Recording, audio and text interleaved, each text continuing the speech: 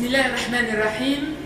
أولا وقبل كل شيء أود أن أشكر مبادرة طارق بن زياد لاختيارها لي ضمن الأمل العشرين لمغرب اليوم والمستقبل.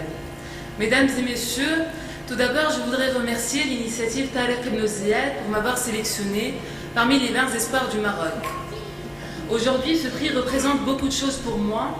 Il ne me donne pas seulement l'opportunité d'être distingué et valorisé, mais il m'offre surtout la possibilité de rejoindre les efforts de Tizi, des efforts considérables qui consistent à reconnaître, célébrer et promouvoir des valeurs fondamentales qui sont les valeurs de travail, de mérite et d'engagement.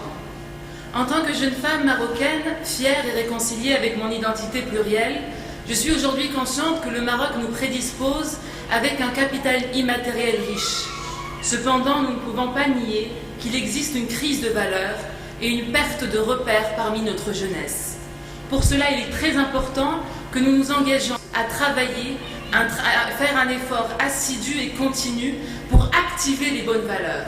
Et c'est pour cette raison, encore une fois, que je tiens à saluer Tizi, qui mène cet effort et qui contribue notamment en érigeant des modèles pour la société. Et nous savons tous ô combien notre société a besoin de modèles.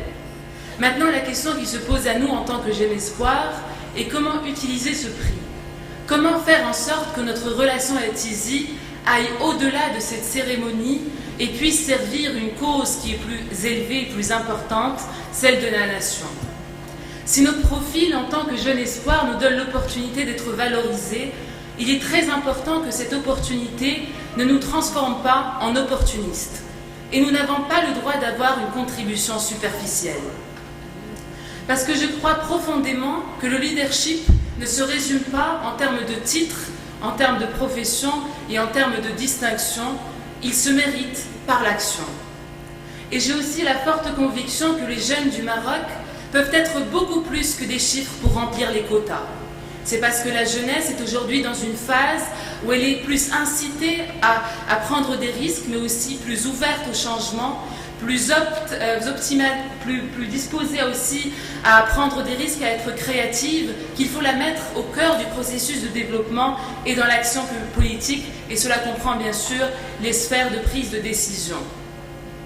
Maintenant, ce qui est important à retenir, je pense, c'est que quand nous parlons des jeunes, nous ne parlons pas seulement des jeunes comme vous et moi, c'est-à-dire des jeunes qui ont eu l'opportunité et les moyens de faire des études et de s'insérer dans la vie professionnelle. Ceux qu'on appelle l'élite et qu'il faut sortir de leur zone de confort parce qu'il faut qu'ils soient plus soucieux de leurs concitoyens les plus malheureux. Mais je parle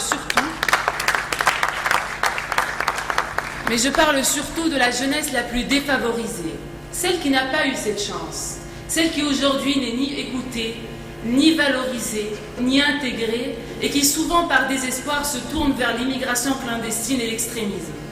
Cette jeunesse, mesdames et messieurs, est aussi la nôtre, et il ne faut pas l'oublier. Merci à tous.